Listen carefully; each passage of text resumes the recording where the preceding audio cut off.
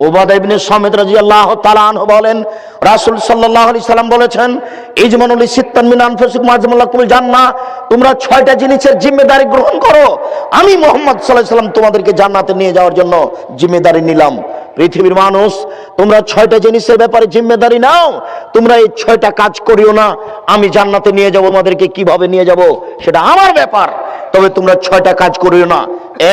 এক, অসদকে যা হাদ্দাসতুম, কথা বললে সত্য কথা বলো, এইটা করো, আমি দেখবো বাকিটা। কথা বললে সত্য কথা বলো। 2, ওয়াফিয়া জাওয়াদতুম, ওয়াদা করলে পূর্ণ করো। ওয়াদা যদি মানুষের সাথে করে থাকো তাহলে সেটা পূর্ণ করো, আমি জান্নাতে নিয়ে যাব কিভাবে সেটা আমার ব্যাপার। 3, অদ্দে জাউতুমেন্তুম, আমানত রাখা হলে সময়ে তা প্রদান করো, কিভাবে জান্নাতে নিয়ে যেতে হবে সেটা আমার ব্যাপার। ও গ্রাম্য সর্দার সাহেব, আপনাকে আমি একটা আমানতের কথা বলে দিই, শুনুন। গ্রামের লোক আপনাকে 100 টাকার নোট একটা দিয়েছে, সুন্দর টকটকে। 10 বছর পরে আপনার কাছে গ্রামের লোক টাকা চাচ্ছে মসজিদ তৈরির জন্য, আপনি এই টাকাটাই হস্তান্তর করেন, মূলত এইটা আমানতদারি। যদি আপনি টাকাটা পরিবর্তন করতে পারেন, আপনার কাছে 500 টাকা খুচরা আছে, মসজিদের টাকা, 10-এর টাকা, তা আমি বলছি যে জনাব, আমার এই টাকাটা একটু 500 টাকা নোটটা নিয়ে ওই 5টা দেন তো, এটা করতে পারেন, করা না জায়েজ নয়। কিন্তু প্রকৃত আমানতদারি হচ্ছে যেই টাকা জনগণ দিয়েছে 5 বছর পরে ওই টাকাই ফেরত দিবেন, এর নাম আমানতদারি। চেয়ারম্যান সাহেব যদি জানতো চেয়ারম্যানই করা কত বড় বিপদ, এমপি যদি জানতো এমপির পদ নিয়ে থাকা কত বড় বিপদ, তাহলে বলতো, জনগণ শোনো, আমার ভুল হয়েছে, আমি জাতির কাছ থেকে ফিরে গেলাম, আমার বাপের 10 কাঠা জমি আছে, ওই জমি চাষ করে আলু চাষ করে খাবো, আমি জাতির দায়িত্ব পালন করব না, চলে গেলাম, আসসালামু আলাইকুম। যদি জানতো এমপি কত বড় বিপদ, তাহলে 3 ঘন্টা থাকতো না, 3 ঘন্টা। আবু যার গেফারি রাদিয়াল্লাহু তাআলা বলছেন, আল্লাহ রাসূল আমাকে আমার এলাকার নেতা করে দেন না। তখন আল্লাহ রাসূল হেসে এটা বলছেন, বলো কি তুমি আবু যার, তুমি তো দুর্বল, নেতৃত্ব হচ্ছে আমানত, আর তুমি কেন এখানে, তুমি কেন এই কথা বলছো, নেতৃত্ব দিবে উমর। মরলে 100, বাঁচলে 100, বাঁকা হয় না, এর নাম নেতৃত্ব দেয়, এর নাম নেতা।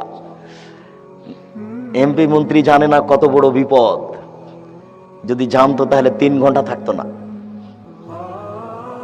জাতির টাকা এভাবে মেরে খাওয়া, জাতির সাথে অন্যায় আচরণ করা যে কত বড় বিপদ, আপনাকে তো বলা আছে বহুবার, আপনি একটু ওখান থেকে দেখে নেন, ওখানে বহুবার বলা আছে।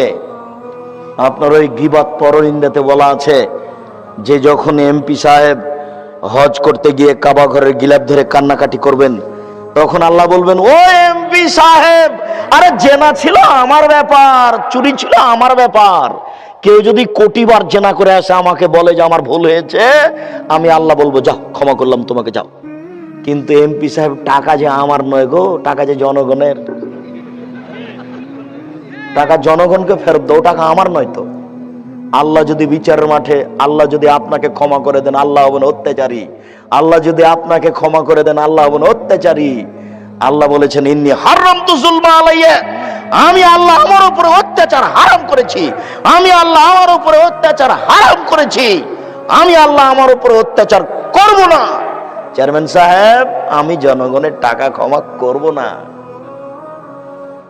এই ছেলে, তোমার বাপকে একটু দেখাও গো, www আব্দুর রাজ্জাক বিন ইউসুফ জুমার খুতবা, গত জুমার, অত্যাচার জুলুম, ওটা একটু দেখে নাও। www আব্দুর রাজ্জাক বিন ইউসুফ জুমার খুতবা, খুতবার আলোচনা হচ্ছে অত্যাচার, জুলুম, নির্যাতন, অত্যাচার, জুলুম, নির্যাতন, এই বিষয়ের উপর একটা বিস্তারিত বিবরণ দেওয়া আছে 50-60 মিনিটের। সম্মানিত উপস্থিতি, আমি বলছিলাম আমানত কত বড় জিনিস। হেডমাস্টার ওটা বুঝেন না, প্রিন্সিপাল হেড মাওলানা এটা বুঝে না। জনগণের 10টা টাকা পকেটে আসাতেই চট করে চায়ের স্টলে বসে চা খাওয়ার পরে ওই টাকাটাই দিয়েছে। যে টাকাটা একটু আগে ছেলেটা তার হাতে জমা দিয়েছে, হেড মাওলানা বুঝতে পারছেন না আমানতদারি কত বড় কঠিন। পৃথিবীর মানুষ, আমানতদারির জিম্মেদারি নাও। আমি মুহাম্মদ সাল্লাল্লাহু আলাইহি সাল্লাম দেখে নিব কিভাবে জান্নাত নিয়ে যেতে হবে।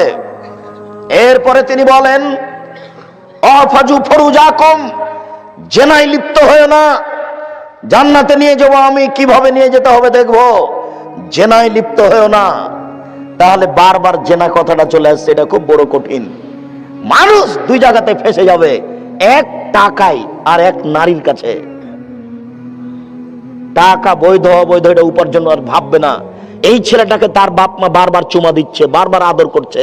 কতদিন? 2 বছর, 4 বছর, 8 বছর, 10 বছর, 15 বছর, 20 বছর। এবার ছেলে পড়াশোনা বাদ দিয়েছে, যখন তখন মা বলছে কি করবি, পড়াশোনা বাদ দিলে কি করবি, টাকা পয়সা ইনকাম কর, টাকা পয়সা ইনকাম কর। চিন্তা করছে যে মাও তো আমাকে ভালোবাসছে না, যে মা চুমা দিচ্ছিল, আদর করছিল, তাহলে ওই বুঝবে যে টাকার প্রয়োজন আছে। যার সাথে জেনার কথা হচ্ছে সেও টাকা চাই, বাপ মাও টাকা চাই, রিক্সাওয়ালাও টাকা চাই, ভ্যানওয়ালাও টাকা চাই। তাহলে বোঝা যাচ্ছে যে টাকা ছাড়া তার কোনো কাজ চলে না। তখন সে হন্যে হয়ে নেমে পড়ে, তাকে টাকা ইনকাম করতেই হবে। আর নারী জাতি এত কঠিন জাতি, নারী জাতি এত কঠিন জাতি। মুহাম্মদ সাল্লাল্লাহু আলাইহি সাল্লাম বলেন, ও নারী জাতি তোমরা এমন জাতি, ও নারী জাতি তোমরা এমন জাতি যে বুদ্ধিমানের বুদ্ধিকে নষ্ট করতে পারো। আপনাদের চেয়ারম্যান সাহেব হুঁশিয়ার মানুষ, বুদ্ধিমান মানুষ, গিয়ে ওই বাসে উঠেছেন, দেখছেন যে একটা মেয়ে বসে আছে, জায়গাটা খালি আছে পাশে। একবার খালি মেয়েটা হেসে বলেছে, ভাইয়া বসেন। একবার হেসে বললে আর কিছু লাগবে না। এবার চেয়ারম্যান সাহেব যতক্ষণ পর্যন্ত থাকবেন ততক্ষণ পর্যন্ত তাকে বলতে থাকবেন, তোমার নাম কি, তোমার বাপের নাম কি, তুমি কি করো, বাঁচার কোনো পথ নাই। এক ভাইয়াতে একবার শেষ সম্পূর্ণ ঈমান আমার। এটা হলো নারী। এমনি বলেননি রাসূল সাল্লাল্লাহু আলাইহি ওয়াসাল্লাম, ইন্নাল মারাতা তুকবিলু ফি সূরাতি শায়তান ওয়া তুদবিরু ফি সূরাতি শায়তান। নিশ্চয় নারী শয়তানের বেশ ধরে আসে, নিশ্চয় নারী শয়তানের বেশ ধরে যায়, নিশ্চয় নারী শয়তানের বেশ ধরে আসে, নিশ্চয় নারী শয়তানের বেশ ধরে যায়। তিনি বলেন, ইন্নান নিসা হাওয়াইলুশ শায়তান, নিশ্চয় নারী শয়তানের জাল, নিশ্চয় নারী শয়তানের জাল, নিশ্চয় নারী শয়তানের জাল। তিনি বলেন, ইয়াকুমুদ দুখুল আলান নিসায়ে, পৃথিবীর মানুষ সাবধান, নারীদের কাছে যায় না, গেলেই বিপদে পড়ে যাওয়া। পৃথিবীর মানুষ নারীদের কাছে যায় না, গেলে বিপদে পড়ে যাওয়া। তিনি বলেন, ইয়াকুমুল মুকিবাত, সাবধান, যেই মহিলার স্বামী নেই ওই বাড়িতে যায় না, গেলে বিপদে পড়ে যাওয়া। পৃথিবীর মানুষ সাবধান, যেই মহিলার স্বামী নেই ওই বাড়িতে যায় না, গেলেই তুমি বিপদে পড়ে যাওয়া। তিনি বলেন, লা তাখলুনা বিরাজালিন ইল্লা কানা সালিসু শায়তান, লা তাখলুনা রাজুলুন বিমরাতিন, কোন নারী যেন কোন পুরুষের সাথে নির্জন একত্রিত না হয়, কোন পুরুষ যেন কোন নারীর সাথে নির্জন একত্রিত না হয়। নির্জন একত্রিত হলেই তৃতীয় জন হবে শয়তান। খুব সাবধান। তিনি বলছেন, ফাত্তাকুদ দুনিয়া ওয়াত্তাকুন নিসা, তোমরা পৃথিবী থেকে বেঁচে থাকো, নারী থেকে বেঁচে থাকো, তোমরা পৃথিবী থেকে বেঁচে থাকো, নারী থেকে বেঁচে থাকো। নারী বিপজ্জনক বস্তু, পুরুষের জন্য দুইটা বিপজ্জনক বস্তু, এক টাকা, দুই নারী। মানুষ এখানেই বিপদে পড়েছে, তা বুঝতে চায় না। উপস্থিত বৈঠকের দু একজন মুসলিম বোন যারা হয়তোবা বক্তব্য শুনছেন, নাও শুনতে পারে, দু একজন যদি থাকেন তাহলে হয়তোবা তিনি বলবেন, কি ব্যাপার আব্দুর রাজ্জাক সাহেব, আমাদের উপরে খেপে গেলেন নাকি? এত আমাদেরকে দুর্বল বলে গালি দিচ্ছেন কেন? জি না, আপনি আমার দিনী বোন, আপনাকে গালি দিব কেন? আরে আপনাকে তো খাদিজার মতো মনে করি, আপনার গালি দিয়ে আপনাকে নিন্দা করব কেন? আপনাকে তো খাদিজার মতো মনে করি। দেখেন দেখেন দেখেন, একটু আপনি একটু দেখেন, জিবরাইল আলাইহিস সালাম আমাদের নবীকে বলছেন, জিবরাইল আলাইহিস সালাম আমাদের নবীকে বলছেন, মুহাম্মদ ওই যে দেখেন খাদিজা আতাত বিকাবিন ফিহি ইদাম, ও একটা বাটি নিয়ে আসছে। মুহাম্মদ ওই যে দেখেন, ওই যে দেখেন খাদিজা, ও একটা বাটি নিয়ে আসছে, তাতে তরকারি আছে। শুনুন, আসলে আপনি বলবেন, খাদিজা ইকরিউ আলাইকে আসসালাম রব্বুকে, তোমার প্রতিপালক তোমাকে সালাম দিয়েছেন। জিবরাইল তোমাকে সালাম দিয়েছেন আর তোমার জন্য একটা জান্নাতের কথা বলেছেন, যে জান্নাতে কোনো হইচই নেই, যে জান্নাতে হীরা মুক্তা মাণিক্য দ্বারা তৈরি। এই কথা বলে দেন বুখারী মুসলিম। খাদিজাকে সালাম দিয়েছেন আল্লাহ, এই কথা জিবরাইল আলাইহিস সালাম বলছেন। মোহাম্মদ ওই যে খাদিজা, ওই যে বাটি হাতে করে আসছে, আসার সাথে সাথে বলবেন, খাদিজা তোমাকে আল্লাহ সালাম দিয়েছে গো, তোমাকে আল্লাহ সালাম দিয়েছে, তোমাকে জিবরাইল সালাম দিয়েছে। জিবরাইল তোমার জন্য একটা জান্নাতের কথা বলে গেলেন, যে জান্নাতটা হীরা মুক্তা মাণিক্য দ্বারা তৈরি, যে জান্নাতে কোনো হইচই নেই। তাহলে কি আমি খাদিজাকেও শয়তান বললাম? নাউজুবিল্লাহ। আশ্চর্য। আপনার নিন্দা করব মানে আপনাকে খাদিজার মতো মনে করি, আপনাকে নিন্দা করব কেন? আপনাকে আয়েশার মতো মনে করি। আয়েশা মানে দেখবেন এক মিনিট, আয়েশা মানে দেখবেন এক মিনিট, আপনাকে আয়েশার মতো মনে করি। আয়েশা রাদিয়াল্লাহু তাআলা আনহাকে আপনি এক মিনিট দেখেন। আয়েশা রাদিয়াল্লাহু তাআলা আনহা বলেন, আমার স্বামী যখন মারা গেল তখন তার কবর হলো আমার ঘরে, মুহাম্মদ সাল্লাল্লাহু আলাইহি সাল্লামের কবর হলো আয়েশার ঘরে। আয়েশা রাদিয়াল্লাহু তাআলা আনহা বলেন, আমি তখন ঘরে এমনিতেই ঢুকি, কেন? এটা আমার স্বামীর কবর। কয়দিন পরে এখানে কবর হলো আমার বাপের, তখন আমি স্বাভাবিকভাবে এমনিতেই ঢুকি ঘরে, কেন? এটা আমার স্বামীর কবর, এটা আমার পিতার কবর। কয়দিন পরে কবর হলো উমারের, উমর রাদিয়াল্লাহু তাআলা আনহু, তখন আমি আর এমনিতেই ঢুকি না, আমি মাথায় কাপড় দিয়ে নিজেকে গুটিয়ে নিয়ে কবরের পাশে যাই। একজন বেগানা পুরুষের কবর আছে, আমার লজ্জা হয়। এখানে একজন বেগানা পুরুষের কবর আছে, আমার লজ্জা হয়। আয়েশা কবরকে লজ্জা করেন, তাই তিনি মাথায় কাপড় দিয়ে যান। আর আপনি একজন মাস্টার ডিগ্রি পাস মহিলা এখন বসে আছেন মাথায় কাপড় না দিয়ে, আপনাকে বলবো না মানে? আপনি বলেন কি? আপনি তো বেহায়া, আপনার কোনো লজ্জা নেই। আপনাকে বলতে এসেছি শুধু রাজশাহী থেকে, আপনার পরিবর্তনের জন্য এসেছি। আপনার লজ্জাবোধের দাবি রাখি, আপনার লজ্জাবোধের দাবি রাখি, আপনার লজ্জাবোধের কামনা করি, আপনার পরিবর্তনের জন্য এসেছি। আপনাকে বলবো না মানে? আপনি বলেন কি? সম্মানিত দিনী ভাই, হকের কাছে মাথা নত করার কোনো সুযোগ নেই। সম্মানিত উপস্থিতি, আপনি সত্য কথা গ্রহণ করুন। তিনি বললেন, কুফু আইদিয়াকুম, হাত সংবরণশীল করে রাখো, হাত ব্যবহার করো না, দলীয় ক্ষমতা দেখায়ও না। আমি জান্নাতে নিয়ে যাব কিভাবে সেটা আমার ব্যাপার। রিকশাওয়ালার সাথে চুক্তি না করে রিকশায় উঠে 3 কিলো যাওয়ার পরে বলছে, কয় টাকা ভাড়া? 50 টাকা। এক থাপ্পড় বেটা, 20 টাকা ভাড়া, 50 টাকা চাও। এই পাপ ক্ষমা হবে না। আপনি হাত ব্যবহার করিয়েন না। হাত ব্যবহার না করলে রাসূল সাল্লাল্লাহু আলাইহি ওয়াসাল্লাম আপনাকে জান্নাতে নিয়ে যাবেন। 6, তিনি বললেন, বেগানা নারীকে দেখে চক্ষু নিচু করো, অপর নারীকে দেখে চক্ষু নিচু করো, আমি তোমাদেরকে জান্নাতে নিয়ে যাব, আমি জিম্মেদার। শুনুন, তিনি বলেছেন 3 শ্রেণীর মানুষ জান্নাতে যাবেই। তার 1 শ্রেণীর মানুষ হচ্ছে বেগানা নারীকে দেখে চক্ষু নিচু করে, যে কাপুরুষ, বাপ বেটা মিলে পরের বাপে টাকা নিলে কেন, যৌতুক নেবে কেন? তোমাকে আমি বলিনি যে ভিক্ষা করা টাকা দিয়ে চাউল কিনে ভাত খেয়ে ইবাদত কবুল হবে? ভিক্ষা করা টাকা দিয়ে চাউল কিনে ভাত খেয়ে ইবাদত কবুল হবে? ভিক্ষা করা টাকা দিয়ে চাউল কিনে ভাত খেয়ে ইবাদত কবুল হবে? যৌতুকের টাকা দিয়ে চাউল কিনে ভাত খেয়ে ইবাদত কবুল হবে না। গ্রামীণ ব্যাংকে, রূপালী ব্যাংকে, সোনালী ব্যাংকে, ঠ্যাঙ্গামারা, আশা ব্রাকে, সব গার্মেন্টসে, সব জায়গাতে চাকরি করে টাকা দিয়ে চাউল কিনে ভাত খেয়ে ইবাদত কবুল হবে না। কোন মায়ের বেটা ফতো এভাবে উল্টে ধরতে পারবে না। তুমি মনে রেখো, যুবক, আম গাছে জাম ধরতে পারে, ধরে না। অমাবস্যার রাতে চাঁদ উঠতে পারে, উঠে না। সুঁয়ের ছিদ্র দিয়ে ফাল ঢুকতে পারে, ঢোকে না। সুঁয়ের ছিদ্র দিয়ে ফাল ঢুকে যেতে পারে, আম গাছে জাম ধরে যেতে পারে, অমাবস্যার রাতে চাঁদ উঠে যেতে পারে, এটা ঘটে যেতে পারে। কিন্তু যেই কথা বলছি সেই কথাতে সন্দেহ আছে বলে কিয়ামত পর্যন্ত চেষ্টা করলে সরিষা ঢোকানো যাবে না। যা বলছি তাই থাকবে। শুনুন, রাসূল সাল্লাল্লাহু আলাইহি সাল্লাম বলেন, একটা লোক বিপদে পড়েছে, সফরে আছে, বিপদে পড়ে হাত তুলে আল্লাহর দরবারে প্রার্থনা করছে, আল্লাহ আমি বিপদে পড়েছি, তুমি আমাকে বাঁচাও। রাসূল সাল্লাল্লাহু আলাইহি সাল্লাম বলছে, দুঃখিত, মাতামুহু হারামুন, তার খাদ্য আছে হারাম, মালবাসুহু হারামুন, মাশরাবুহু হারামুন, তার পানি আছে হারাম, মালবাসুহু হারামুন, তার পোশাক আছে হারাম, গুযিয়া বিল হারামে, তার জীবিকা নির্বাহ হারাম। আন্না ইস্তাজাব লাহু, তার দোয়া কি করে কবুল হতে পারে? তার দোয়া কবুল হবে না। সুদ খেতে হবে তোমাকে কে বলেছে? পৃথিবী অনেক বড়, ভিক্ষা করে খাও যুবক, ভিক্ষা পাও না? এটা একটা শেষ বৈধ পথ, ভিক্ষা করে খাও। পরের টাকা নিবে কেন?